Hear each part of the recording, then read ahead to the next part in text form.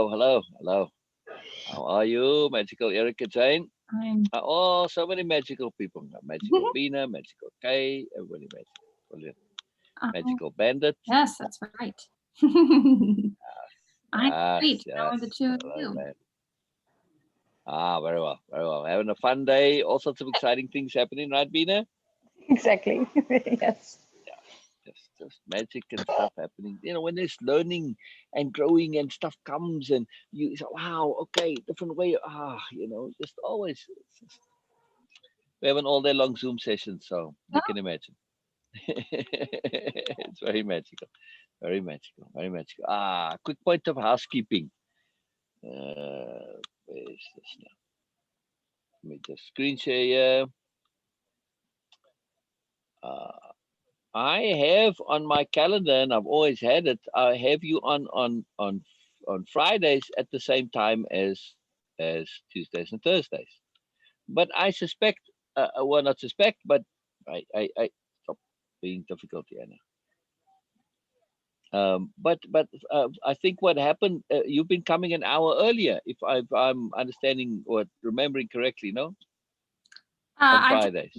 coming on with Joe at noon my time. It, right. And now it's 1 your time. Now it's 1. Is it? Or is it noon your time? No, it's No, still noon your time. yeah, Joe's always been Friday at noon. Oh, that's what I thought. It's the same time. It's not any different, right? Right. Oh, okay. Well, I don't know. For whatever reason, I thought that you guys had been coming an hour earlier. And I thought maybe you were Oh, just coming earlier to do Open Friday or something. well, I don't know.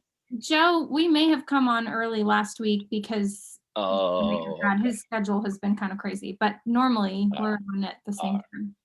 Oh, okay. Okay.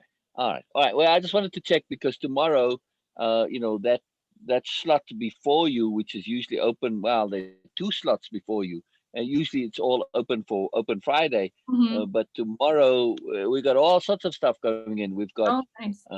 Jasla, and then 1 hour, then Sure for chapter 2 in that second hour, and Oh, uh, cool. then Ryan is off tomorrow, and he's been struggling to come early in the morning, which is the only other times that was available for him. Mhm. Um, before he works.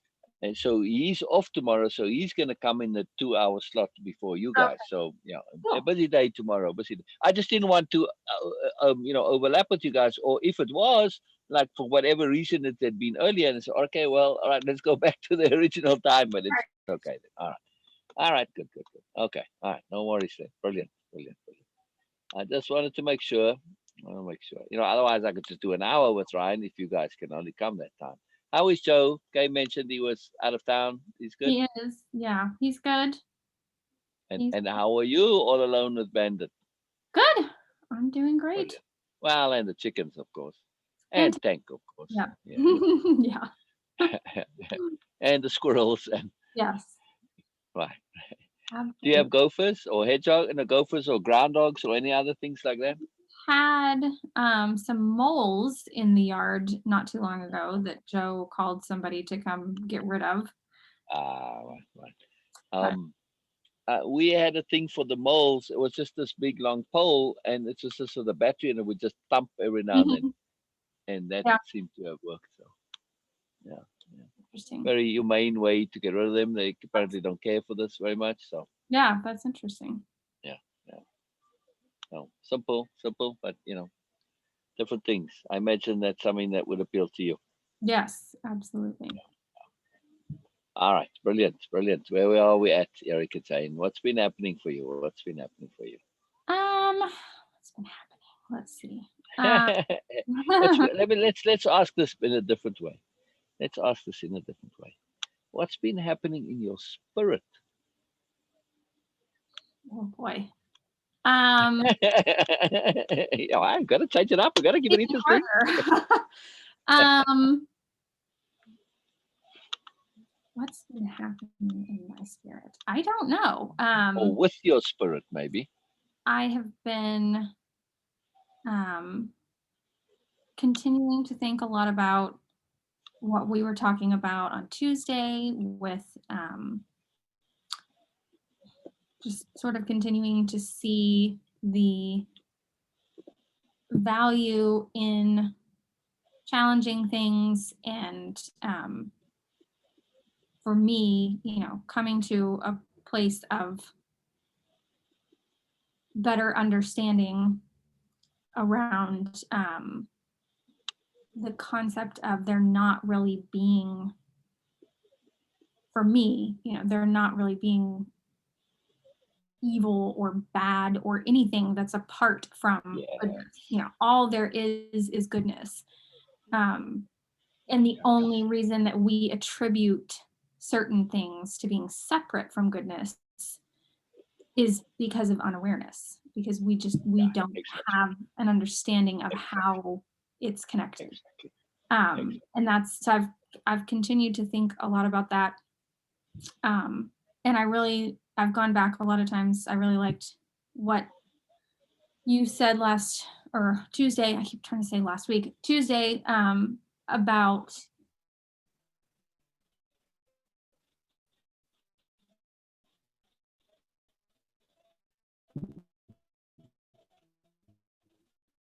if you were creating the universe and you were trying to give people the ability to coming back to was 4 months ago, of that being sort of a necessary illusion, that there sort of has to be the ability for the experience of unawareness, or the almost illusion of unawareness, in order for awareness to be a choice. Yes. So, we have to have the ability to sort of separate ourselves or feel as if we're separate from awareness, so that we can choose it, even though we aren't ever separated from goodness, from, all of the pure good things in the universe, but we have to have that experience of feeling separate so that we can choose it. So I've been thinking a lot about that. And also the pressure of death, unawareness. Right. If you're immortal, well, I don't have to work on my awareness. Right. I can just be indolent, Absolutely. Yeah. Such a magical word, that indolence. There's so much packed into it. It's not just being lazy. It's not just being uncaring. It's not being apathetic. Indolence is a very particular thing. Interesting. Yeah. It's a moreness to it.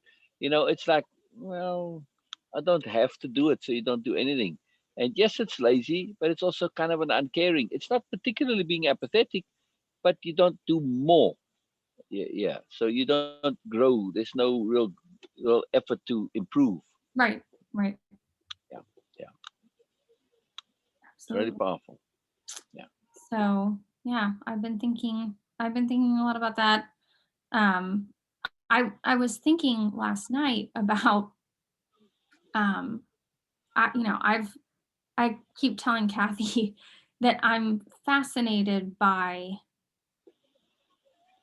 the various examples of, I don't know, I don't have a good term for it exactly, but things that appear to be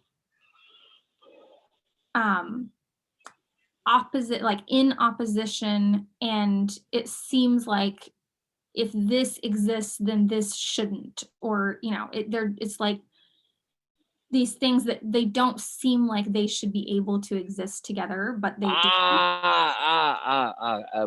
Coexisting contradictions. Yeah, there you go. That's good. Coexisting contradictions.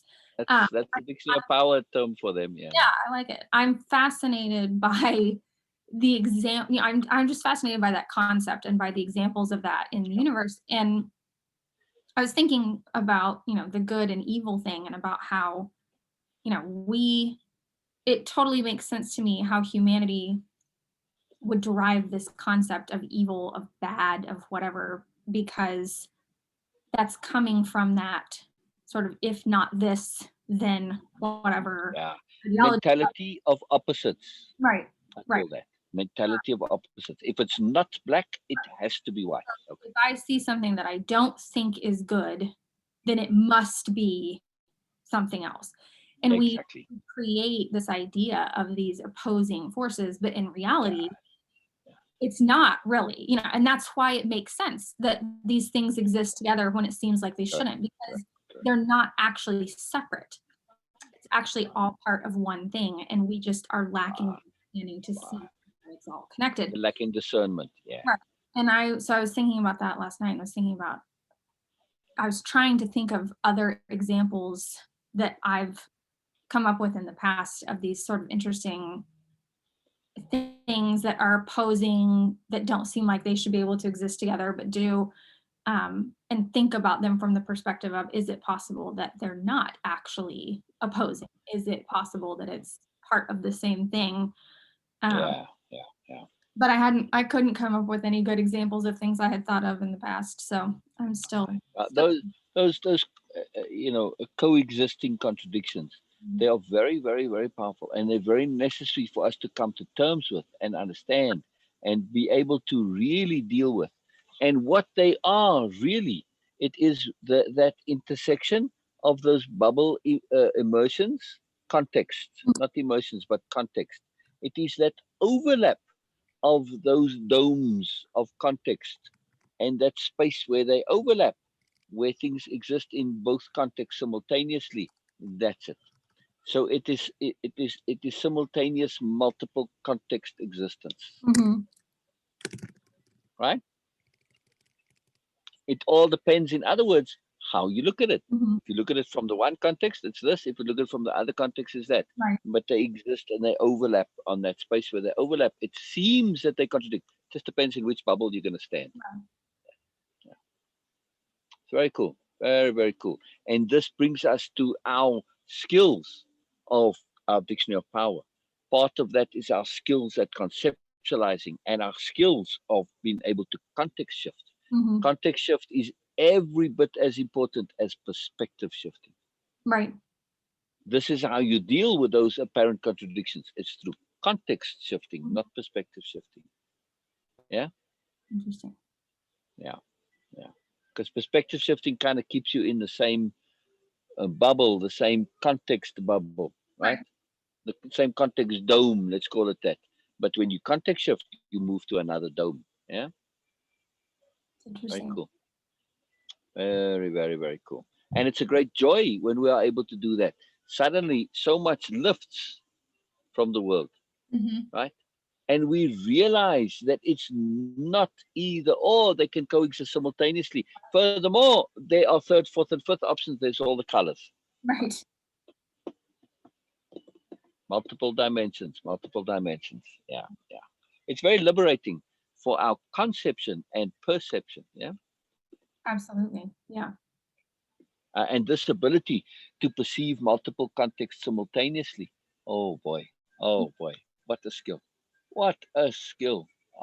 It's beyond huge. Yes. For sure. Beyond huge. I mean, this is a much prized skill. Um, on we mentioned new awareness on Tuesday, yes? Awareness. The problems of new awareness. We've talked about it before. I don't remember. Okay. All right. Yeah, as long as before. All right. As I say, it's something to pay attention to, because we are in a sphere where we are dealing with accelerated awareness acquisition. And this can be problematic. Just old friends, for instance, you suddenly realize, oh, sorry, but I'm not there anymore. Right. Yeah. So it's why it's so important with you, particularly Erica, right? I mean, I always saw Erica empowered. It was absolutely important and vital from me from day go to make sure Kay and Joe are included. Right. Joe was there because of the shoulder, so it was great. But then when I didn't see that shoulder anymore, I will make sure Joe is again involved. And with Kay, I didn't. Or right in the very, very beginning, I wasn't quite sure. But as soon as I became aware of the relationship between you, I absolutely made sure that Kay's involved too. It has to be, because otherwise, particularly for you and the way you were just grabbing onto the stuff and just like running with it and flying with it, actually, You would have been in a different. Imagine now if Kay had not been involved in this at all, or Joe, none at all, you could find yourself in an awkward spot. Absolutely. That's Yeah. Mom and I talked on Tuesday, I guess. I talked with her about the concept, which I really love your suggestion of sort of paying attention to what your comments are drawing attention to, and Implications. Yeah. whether or not you're being deliberate with your comments and everything. I was telling her about that, Attention. Yeah. how I wanted to practice doing that. And it was interesting because she said, we were talking about talking, I think, just, I think that, Joe, and how, he had brought up that it bothered him that there was all the commentating happening while we were watching TV. How And did she respond to that? Oh, sorry. well, at the time, she responded really well. But she said that she has said several times, your hair is all over my face. I don't know if you knew that, but it's all over my face. His hair is just like floating everywhere in here. Yeah. She responded really well. And I have definitely seen, she's mentioned numerous times about how she is finally able to sort of step back when something is happening that would normally make her feel really bad, or have some particular reaction, that she's been able to sit back. And I've definitely seen that ability grow for her, which is awesome. And I think that role in her response to the commentating thing with TV. But we were talking about that, and she said, I'm really working on trying to be better at that, but I can't remember how she said it exactly, but something along the lines of, she's used to her and me talking a lot, having these big conversations. And she said, I don't know if you realize this, but you have changed a lot, and you're not as talkative as you used to be. And, you respond to me differently, and you sort of say these different things. And it's taken me, a lot of adjustment. I'm still working on adjusting to this different dynamic. And, being in the house with you and Joe, and not having a lot of conversation going on or whatever. And we were talking about how that could be, attributed, oh my gosh, this is everywhere. And it would be really helpful if I wasn't so allergic to it. I'm trying desperately to keep the hair from going into my eyes and up my nose. Gloves, or a blower, fan. We were talking about how it's possible that that could be attributed to the fact that I have been living with Joe for many years now, and we developed a different dynamic because he's not as conversational as my family. And we were talking about that, and it was interesting because I hadn't necessarily thought about that before. But I was thinking about it again yesterday, and I was thinking, okay, I'm sure that that is part of it, but I also think that I have changed on my own. Oh, absolutely. There's absolutely. Into that. Absolutely. You would not have married Joe if that was not a part of you already beforehand. It wasn't as if it was a great surprise to you once you got married. Oh, Joe's a quiet fellow, right? Right. I mean, I doubt that Joe was particularly garrulous at any point before you got married, right? Exactly. No. I can't imagine Joe as garrulous, is my point. I think besides just being not as sort of constantly talkative, I think I have changed in a lot of ways. Yes. Yes. You know, she and I just don't have the same, we are not the same. And we talked about this several months ago. I think she and I did that, you know, we're kind of having to navigate our relationship, our relationship now, as opposed to the way it was when I was younger. And that, you know, neither one of us are the same people that we were then. And so is different with each other, just like Beena was talking about a while back, that, you know, our, and I mean, not necessarily even our relationship has changed, but just our dynamic within the relationship to each other has changed. Because we have changed individually, and so it adjusts as appropriate. But that takes some getting used to, because you get used to being a certain way with someone else, and as time, you know, it takes some adjustment. So I think So, Beena, I'm curious to know, after I share what I'm about to share with Erica-Jayne, if this resonates with you as well.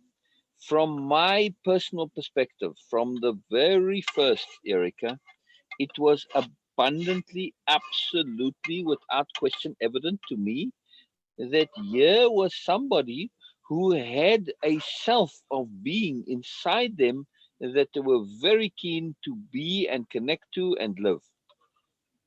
And that self of being on the inside was somewhat different to what they were exhibiting in their everyday life.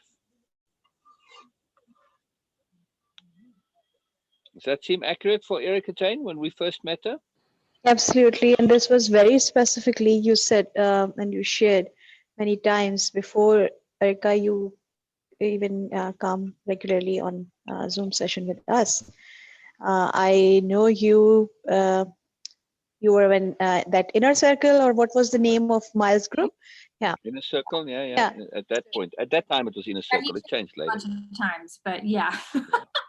At that point, it was inner circle. Yeah, Beena only remembers that. Yeah. The something at the accountability lab, the gauntlet. It went through. Yes, accountability lab and all that. And Sil went on for the Zoom session. Like, it was a big, huge meeting, and everybody was there. And then I still remember the excitement you had about that. Like, I met so many people, but Erica-Jayne, and it was Erica, that your name, Erica Walker, and it whole detail about that. And that was the same exact thing he's saying right now. So it is not something that, okay, he was just saying that, and not for everyone, but yes, absolutely exactly the same. And was it quite a skill, Sil?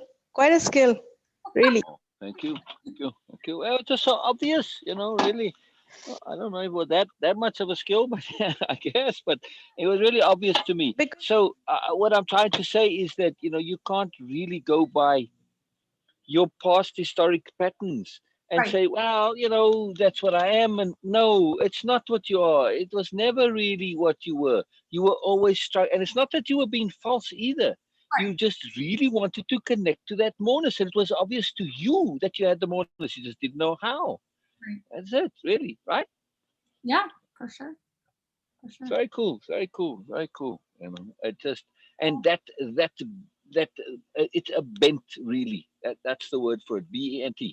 That bent that is to be your moreness. This is precious to me. I absolutely look for this in people. Right.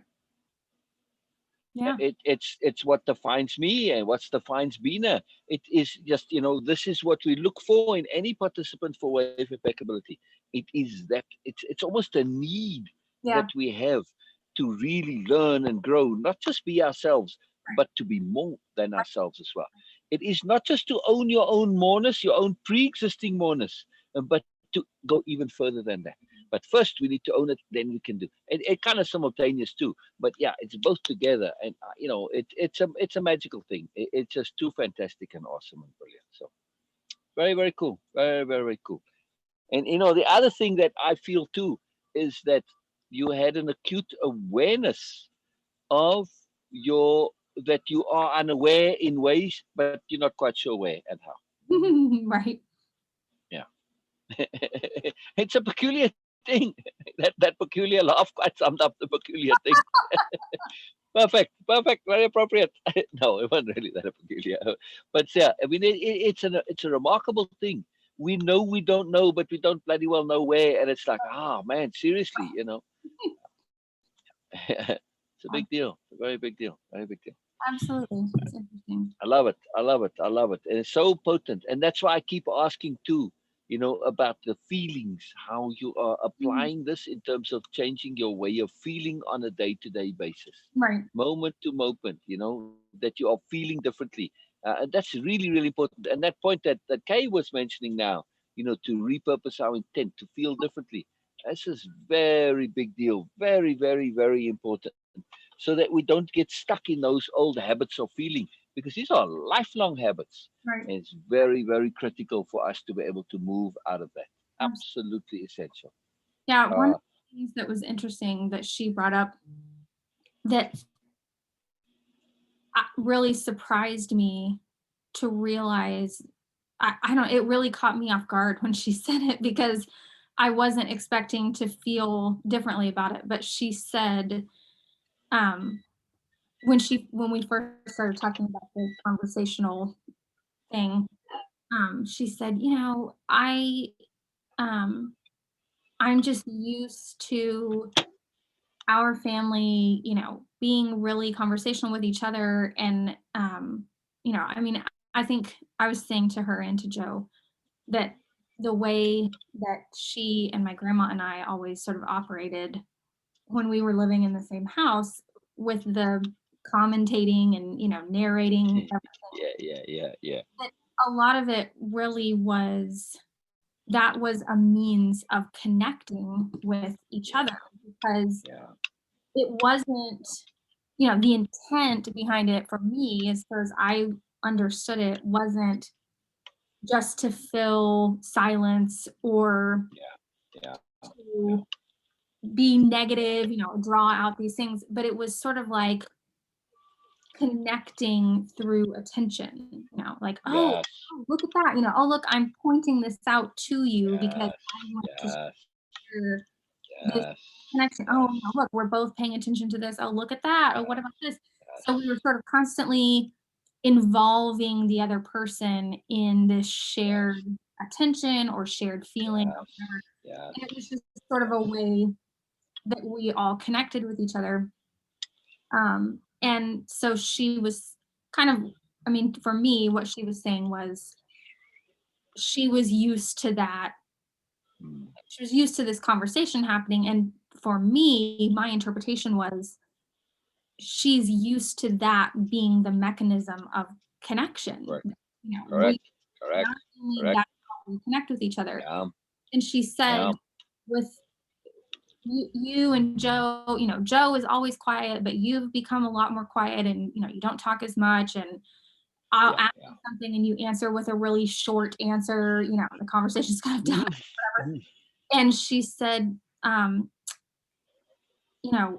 struggle because when we sit, like when we're sitting in the living room together, watching TV or something, and no one is talking, I feel like I might as well just be back at my house by myself, because Interesting. there's nobody's talking, so I feel completely alone. And it struck me. So, I mean, I didn't realize how much that had changed for me, because previously I would have felt exactly the same way. And it hit me all of a sudden that I don't feel that way at all now. I can sit in a room with other people and say nothing and not feel like I'm by myself. And that was so bizarre for me to realize that that had changed, because I hadn't really consciously been aware of that. I and the same point, I suspect it is very rapidly going to also change for Kay. Maybe. What she Oh, absolutely. I'm really feel very confident on it because of what she said in the session today. Mm. There was a big shift in her perception of self, and Mm. that ownership that she said, that part that I had to reread again about the feeling yourself. This was a huge deal, to feel not your doings and all this, but to feel good about being who you are. She Right. said, the quote was, I think I even put it in my quote file, right? Oh no, but about the confidence. The very first thing she basically said was that it's who she is, not who she does, that makes her feel good, right? Mm. And she shifted from that, right? This is that's it. And she said about confidence. She said, when your confidence is based on who you are, it's easy to be confident. When it's based on what you do, well, then it's a problem. So it's a big shift, and that's part of the talking and feeling alone. It's part of the same continuum. Plus, I was a little wicked as well. In this, and I gave her a task. Well, it's appropriate. It came up. I said, because she spoke about being aware and about the talking. So I said, well, if you put the two together, how do you know that you with deliberate? It was all about being deliberate. The thing with the key in the car and all that. Oh yeah. How do you know? Right. And she spoke about that deliberate shift, and there were a few other incidents. How do you know you are deliberately speaking? So I Mm. think I am. I said, yeah, you think you are. You don't know for sure. The only way you can know for sure is if you go and be silent. Right. So I said, well, you're gonna have to test this. I mean, I don't know where else he's gonna test it except with you guys. So, but my wickedness came. I said, well, you're gonna now test it, but we're gonna add extra degree of difficulty. You got to not only be able to do it, but to do it and enjoy it. Mm-hmm. This Yeah. is key, because we can force ourselves to do anything. It's not really a choice. But when you can truly say, I can do it and I can even enjoy it, Mm-hmm. that changes the whole equation, right? True. I think that was a big part of what was so Yeah. surprising for me, was not only realizing that I had shifted, um, just sort of naturally shifted, I think, for a number of reasons, into this different way of being, but realizing that it was something that I liked. I Yeah. liked being able to be Yes.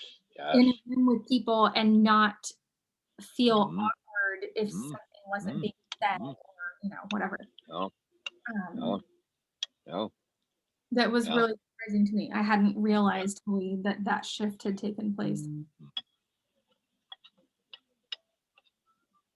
yeah. I, I definitely foresee a big shift in Kay in this particular point too, because no, she's coming to the parts in way of impeccability where it all starts to fall together, Mm-hmm. and this is the key. The entire program is geared to exactly this: you being comfortable with yourself. Mm-hmm. And when you're comfortable with yourself, you don't have to do things one way or another. And that Right. talkativeness is just discomfort of self for the most part, Right. right? And also in you and your mom and your grandma, this was your lingua franca. Mm-hmm. That style specifically of commenting on the negative stuff and pointing it out. That was just a common language. You just were talking each other's language. At Absolutely. least the one that was common to all of you. Yes. Right. Absolutely. Yeah, that's quite a big deal in the case, because like we said the other day with your grandma, she wasn't a negative person Right. internally, not in her own perception. The external result is something different, Right. but internally, no. Yeah. No. Absolutely. Her unawareness of her external behavior was a Mm-hmm. problem. Yes. Yeah. Absolutely. If today, if she was here and I said to her, Grandma, I don't know what her name is, but Nancy. Nancy, do you realize that your lack of respect for Kay showed abundantly? I think she'd be horrified. Yes, I agree. I don't think she'd be upset. So what? yeah. I say yes. It was absolutely clear. to anybody who saw you interact with Kay that you had no, and you did, on the other hand, respect Erica, Right. right? And the behavior difference between the two was night and day as a result. It would be devastating for her. Absolutely. I don't think Devastating for her. I don't think she had any idea that it was. I don't think she understood my mom's experience Right. in that No. relationship at all. Right. She saw your mom's kindness and gentleness and lovingness and that beautiful goodness that we so love about Kay. She saw it as weakness. Right. Right. I see it as a magical strength. Yes, of course, there's tweaks that, you don't want to be vulnerable because of it either. You don't want to be foolish because of it either. But okay, you learn, you bump your head, but still, of the two, just in general, people that, if you take the opposite of Kay, I'd much rather have people be foolish because of goodness than foolish because of badness. Right. Yes. So Right. I will love people that are foolish because of goodness all day long. Right. Well, Always. and Always. I've said to Mom before that I think, I don't think I ever heard Grandma say, I think your mom is weak. I think she, I don't like her. I mean, she never said anything like that to me. But I always sort of got the idea that for Grandma, and I mean, it makes sense because I think, I suspect that Grandma saw a lot of herself in Mom. Yeah. And There you go. I think Mom would probably disagree because I think she sees the two of them as sort of polar opposites. Correct. But I suspect that Grandma saw a lot of herself in Mom. And, my grandma had a lot of really unfortunate, really difficult things happen to her in her life. And I think for me, what I saw from the outside of what was going on was that I think that my grandma saw my mom's sort of innocent, so almost naive, sort of trusting. Yeah. I do think she saw it as a weakness, but I don't think it was, you disgust me, you're so weak and I can't stand you. Correct. No. Weird for her. And I think from my perspective, what I saw so often with my grandma's behavior toward my mom was her being this ultimate sort of helicopter parent, going around, following her around, basically trying to keep the same things that happened to my grandma from happening to my mom. But exactly. Doing that, unfortunately, instead of saying, look, I've had these things happen to me because I wasn't paying attention, and I didn't catch this and that and the other, and I should have been better prepared, I should have been smarter, whatever. Instead of saying, this is why I feel this way, she would just say to my mom over and over again, well, you need to do this, and you're not thinking, and you need to make this decision, and da da da da da. But I don't perceive at all that it was out of dislike or No. It was it was kind of a fear and maybe a resentment for her own lost innocence and youth. Absolutely. Because she learned the hard way, and Kay was a reminder of what she had lost, a constant reminder, and also she wanted to try and prevent the pain. Absolutely. So saying, you're going to get smacked the way I am, I wish you would just be a little tougher. Right. That's the issue. So, but it comes out as a lack of respect.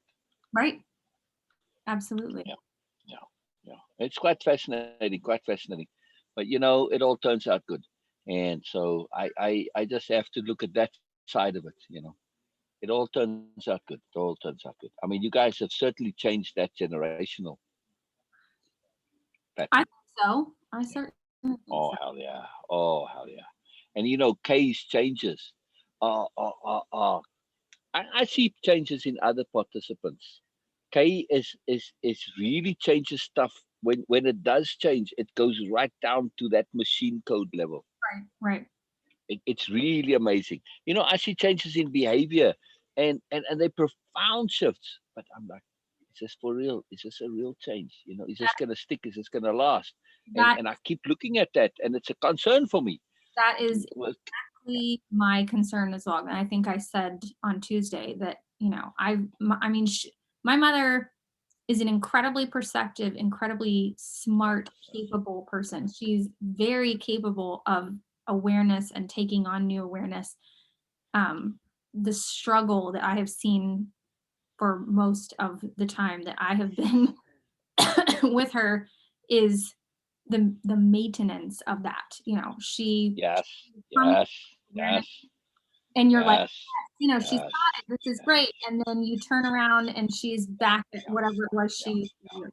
yeah, So I have the same concern, but I'm very hopeful. yeah, yeah, That, yeah, yeah. And this is why I'm positive and excited, because I am seeing absolute, very, very, very good reasons why I am confident that these changes are lasting changes, because it's a change that goes down to the root level. Now, not always, but when I do see them, like this, the simple thing with the key in the car. Mhm. It was another incident, but it is now a deliberateness of self-examination on the granular level. Mhm. And that's a hard habit to get away from once you started on that. And that the deep desire to be good. Once you become aware that I'm doing things inadvertently and they aren't so nice and good, you can't go back from that. Right. You can't. It's not possible. Her deeper desire of goodness will not allow her to continue doing that. So, from my point of view, I just make her aware of that connectivity, and she naturally then leverages that. Right. So it's like a self manipulation in a sense, but it's who she is. It's Right. magical. Leverage it. You look fabulous today, by the way. Oh, thank you. Yeah, right, Beena. It's not just me saying so. No, Beena doesn't think you look fabulous. Absolutely. Yes. And it's different. It Ah, is it's just a joy. It's just a joy to see. It's a treat for us. different. I digress. This is key. This is key. That really that to leverage that deeper desire to be good, when it's evident that my behavior isn't good. Right. This is, you can only do that when you're in oblivion. But once that awareness is there, it has to change. It has to change. It has to change. And everything that's changing for Kay is because of one thing that she's doing, not being bad. Mm-hmm. She clicked that it's not about not being bad. It is about being good by That not being bad, and that's, I think, for me, what I've or seen not being negative. for her many times is sort of coming to realizations about how what she's been doing is maybe not good or not appropriate, Yeah, but exactly. not having the replacement. She's Exactly. over and over, she has learned, okay, I'm realizing that what I'm doing right now is not working. And I see that, okay, I get it. I see it. I understand now that this is not working, this is not appropriate. But she doesn't have something to replace it with, so she goes back to it essentially because she doesn't know Exactly. what else to do. Exactly. You can't do a nothing. So you have to have something to replace what it is that you are curing.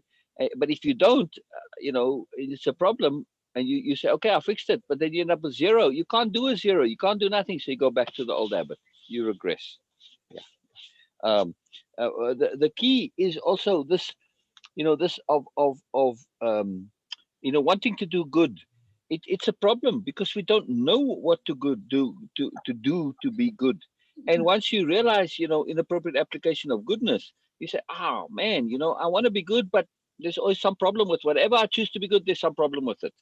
So now, in that deeper desire to do be good, we click on something. Wow, here's one way I can be good. That's foolproof. Just don't be negative. That's it. Mhm. That's it. It's not about not being bad. It's about not being negative. Right. And that is huge. When we realize just that the absence of negativity is a good in itself, and Kay articulated this in detail, so that it's very clear that this is something that's really grabbed her soul and her spirit right down to the bottom, and it's changing everything she's doing, because every time we come on now, it's the same theme underlying it. She's just sharing examples of how she is not being negative, and now it's coming into the talking thing. It's amazing. Right. Amazing. Plus the confidence, because this week's session for her was the confidence one. The shift in the awareness of what confidence is, it's going to change the talking. Yeah, true. It's going to change the talking. To know that, wow, being silent is not being lonely. You can just sit there and enjoy the presence of others. Right. This is powerful. This is powerful. This is very powerful. Very, very powerful. Up. Venus been having connection things all day, so it dropped off. It's really, really amazing. And like I said, Kay really takes that change down to that granular level. It takes a while to get there, but when it is there, it's really something. It's very exciting. It's very cool to see. Very cool to see. Very, very cool. All right. What do we want to do? Yeah, unless there's more on this, but I'm keen to go and do one of the sessions. Yeah. So I went through all of the content of module 17. 17. On Tuesday, we talked about me doing. Perfect. Yes. Brilliant. That's All right. Module 17. Chaos Profiteers. How appropriate isn't that in our day and age here now, right? Mhm. With the chaos profiteers. I'm just fascinated, when you look at the whole thing on Capitol and all of the insurrectionists and all that, Yes. to say who's profiting from this. Right. Oh, talking about chaos profiteers, today is the absolute perfect day for this. You saw the stuff with uh, blast the stupid name of the thing, the GameStop, right? You saw the draw. Yes. Right. I mean, this is the little guy profiting from chaos, causing chaos for the fat cats. Yes. Of course, the irony is that, hey, little guys, Reddit, you realize you now the man, Right. right? They become the big guy. Well, and it was so funny. I've seen people talking about that, and I asked Joe about it because he's big. I mean, he does a lot of stock stuff, and so he said, yeah, all these people on Reddit basically got together, decided that they were going to buy all of these things. And I said, well, how is that legal? I mean, I can't believe that that's Yes, that's the interesting part of it. Yes, exactly. So what did Joe say? Because it's a big issue. Yeah. dollars off of this. They're making just like insane amounts of money. And I'm like, isn't that illegal? And he said, well, that's kind of part of the argument is it should be, but they found this loophole. And part of what people are upset about is they're trying to get somebody to step in.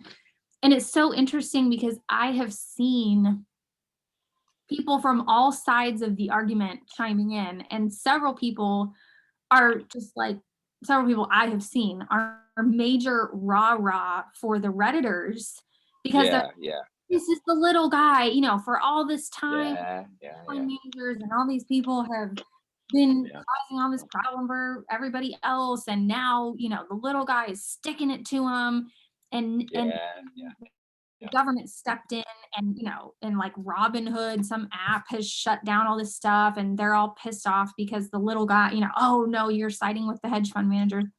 And then there's people who are like, no, this is wrong. There's people who are siding with hedge fund people. There's people who think all of it is wrong. It's so fascinating to me. Yeah, it's brilliant. I think it's really interesting that any argument is made for that kind of behavior. I mean, I think I absolutely agree. I think horrible, I have seen part of the whole chaos, speaking of chaos, part of all the chaos that went down with Williams several years ago when we were being hostily overtaken, essentially, part of the involved, I mean, it was this total premeditated plan that you could see had been perfectly executed up to this certain point. Wow. And it involved hedge fund managers. The Yes. whole reason Yes. this was going down was because these two hedge fund people, basically the CEO of the company who was trying to take Williams over, had paid off these hedge fund people. They stood to make all this money, so they agreed to do his bidding and get on the board of Williams and then overthrow all this. It was crazy. And I mean, I completely Well, agree that hedge fund type stuff is typically incredibly shady. right. I don't like it either, but I think it's really interesting that Yes. people will make Discernment. the argument, well, these people have been doing this awful, horrible thing to us for years, so we are justified in doing the same thing to them. Exactly. Exactly. It's still wrong. Any way you look at it, it's still not Oh right. yeah. Oh yeah. They've been Two doing- wrongs don't make a right. yeah, just because they've been doing this to you doesn't mean that that gives you the right, that it's okay somehow for you to do it. Exactly. Exactly. Exactly. I absolutely agree with you. This is discrimination and discernment, absolute positive discrimination in place, right? However, at the same token, it does give me joy because even though a wrong mechanism is being used, that's going to be squashed right in a hurry, right? Because that's not, it's not going to happen. At the Right. same token, it also puts the kibosh on the big guys to some extent. Right, for sure. Right. And now these little guys are going to say, wait a second, you want to scooch us down? You better give us the same leeway you gave those guys. So basically, the Reddit guys are going to turn into a hedge fund. Right. Well, but I mean, I think it's also possible that whatever government sanctions come down to say, okay, we can't allow this, this loophole to exist anymore so that you can't do this, then all of the Redditor guys say, that's fine. Exactly. But that means you can't allow these guys to do it either. Exactly. So Exactly. Exactly. And the SEC has a big problem. The hedge funds are easy to police. Reddit is not. Mm-hmm. And they know it. They know it because these are all gamers for the most part, and they know exactly how they can communicate and interact, and not have a trail. So they're very hard to police. Mm-hmm. Yeah. Well, they are just seeing now on the thing here on the scroll there, the ticker, they suspended shares, so the price is now dropped down to whatever. So They did. Yeah. they halted the trading on it eventually. Yeah. They're saying after the brokers restrict trade, which is very interesting. Not the stock exchange or the SEC restricted trade, but brokers. Right. That was the Robinhood app, like dropped AMC, GameStop, and something else from the catalog or whatever. So you could not. And I think I read that they even made it where it wasn't searchable anymore. Not only could you not, but you couldn't even unless you were previous. The only way you could see it was if you currently held stock in it. So you could only get rid of it and do anything else. Well, it's still pretty high, the price relative to where it was. It's $347. And it was, I don't know, pennies, I guess, a while back. Yeah, I'm just amused because it's drawing attention to what has not been a level playing field. I was very involved with stock trading, and that's what I got out of it. I just said, I don't have the capital or the means to be able to play on a level playing field. Right. For one thing, just your internet connection. Yeah. There are guys who have offices right close to there, and that the microsecond that they quicker, they can do an arbitrage trading. It's like, come on, man, the whole thing. There was so much involved, but anyway. So hopefully it leads to good. I do feel, because this is quite a big deal. When those big guys lose big money, and I haven't seen how much, but if billions is the last I saw, right? I think so. Yeah. So when that is billions are in play, even hedge funds can't afford to lose billions, so.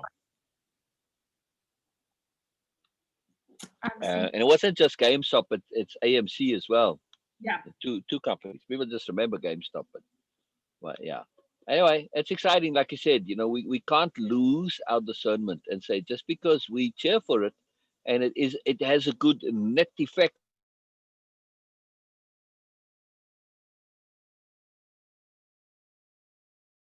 environment, but that's up to the universe, not up to us. Mhm.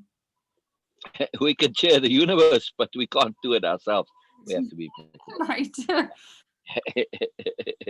yeah, I mean, I can't cheer for it, but uh, contamination and confusion. That's so appropriate for what you're talking about, right? Contamination and confusion and chaos profiteers. Yeah. It's just so perfect. I just love it. I just love it. Mhm. All right. Bullshit manipulators don't just contaminate the environment, they destroy them.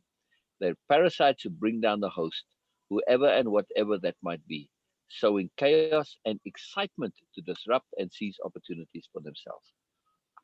Boy, oh boy, if this doesn't just apply to Trump, you know, Mhm. Absolutely. can't just get out and take what he has, what he wants and profit and leave it alone. No, he has to bring the whole bloody works down to Right. contaminate everything. It's astonishing. It's astonishing. Absolutely. Every minute. Sorry, just share if you have takeaways on any of these as Zoom on the computers jumping up and down here, but I'll just keep bringing up the screen share every time. Every minute, every second of the BMN's life is filled with the pressure of pretense. They're under threat of exposure with every single utterance and behavior. A constant stress which manifests in various ways, usually re-diverged negativity on those luckless enough to be deemed unworthy of the need to impress, charm, flatter, or whose attention doesn't matter. And this always you see. If you don't matter to them, then you just get trampled. Look Mhm. at Rudy Giuliani. He stopped mattering and he just got thrown to the wolves. He didn't Yep. even get a pardon in the end, right? Nope. Astonishing. Astonishing. But what a good lesson Giuliani is. Mm-hmm. What a good lesson. Don't be doing this nonsense because, the moment you don't need to be impressed or charmed or that's it. Your attention don't matter anymore. It's You true. sold your soul for what, Rudy? You Mm. had some respect before Trump came along. Okay, I never liked Rudy. I got to tell you, 9/11, I never liked Rudy. Mm. I always thought people were saying, "Oh, he's so fantastic." I said, "What is he really doing?" Except to me, I saw him simply kind of towing the lines, just being cliched. Really, Yeah. I never thought it was genuine. That's the way it struck me. So I said, "You're giving this guy credit for being so, but he's just following the line of what he's kind of should and supposed to do. He's not doing anything special." I don't know. I never liked him, and then as it went on a little further, but anyhow, so it's just fascinating how he had some measure of something and he just threw it all away. Yeah. Right. For what? The Absolutely. stress never relents. There's never any respite. They love chaos, for this is the one time nothing matters. In chaos, they can do whatever, be whatever, and it doesn't matter. They every indulgence to run wild. Chaos thus represents a release from that ever present threat of exposure. This is a big deal to understand. Mm-hmm. This is a very, very big deal to understand. It is why those insurrectionists are so dangerous. Mm-hmm. They have the same thing. They want the chaos because then they can just do whatever they want, be unrestrained. There's no pressure on them. There's no restriction on them. They don't have to justify what they're doing or leverage it or whatever and pretend that they this or that. It's a very, very, very big deal. Very dangerous too. They don't have to hide anymore. They can just be. Exactly, exactly. They can just let it all out and let it drop.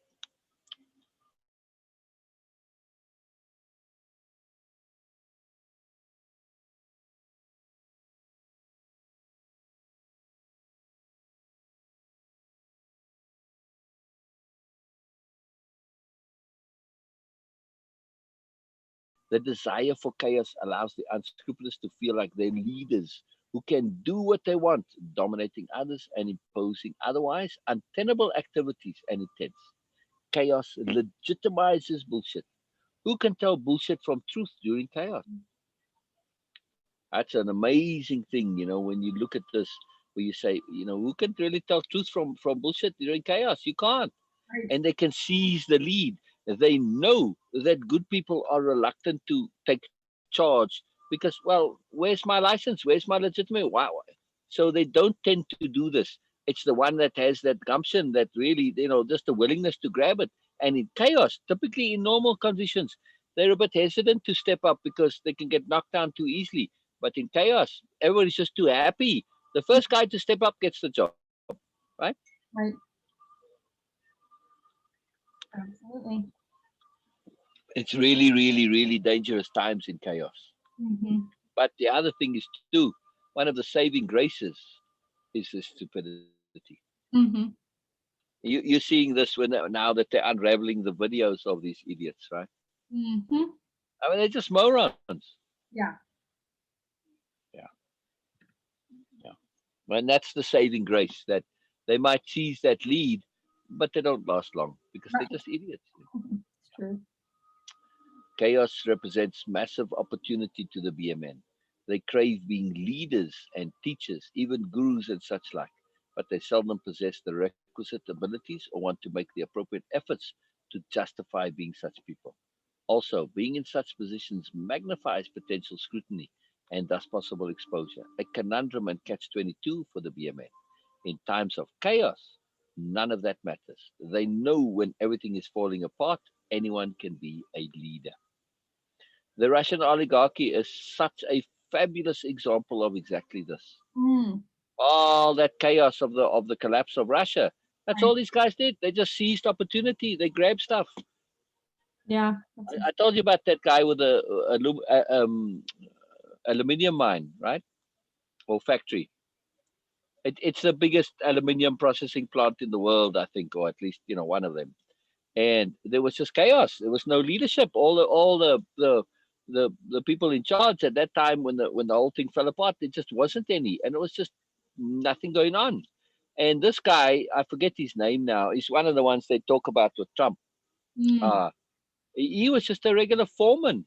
Hmm. He had a gang, his own little gang of thugs. He was probably a criminal outside of the factory, but either he had the pre-existing gang or organized one, and he just started bossing people about and Wow. took charge of this great big plant.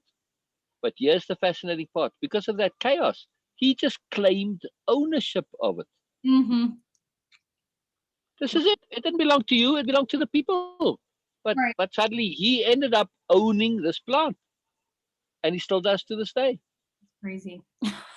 It is beyond crazy. Yeah. Says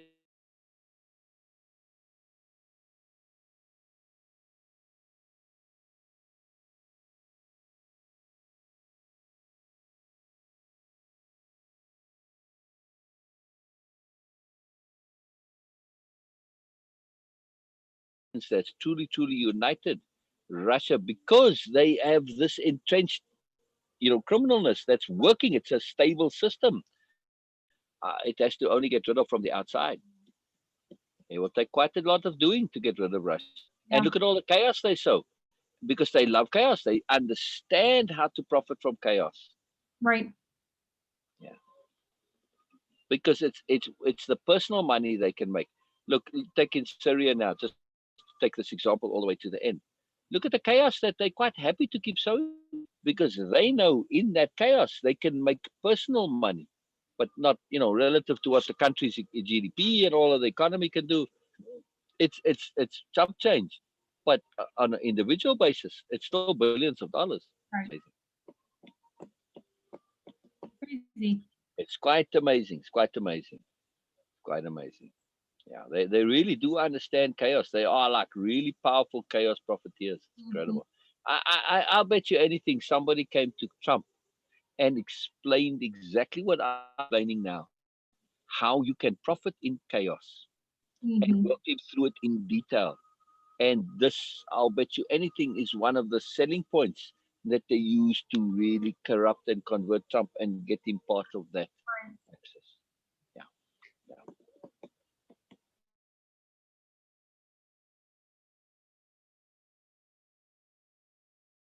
You Right. know, yes, because he's got no conscience. He don't care.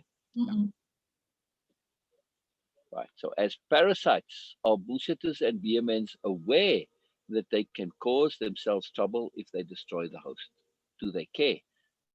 Are they aware that they can cause themselves trouble if they destroy the host? Weird nature show or something, but somehow, no, I think I saw a picture of some fish on Facebook or something, and it totally grossed me out. And I went down this rabbit hole of looking it up, and it's really bizarre. But there's some creature, I don't even remember what they're called now, that it kind of looks like a giant tick.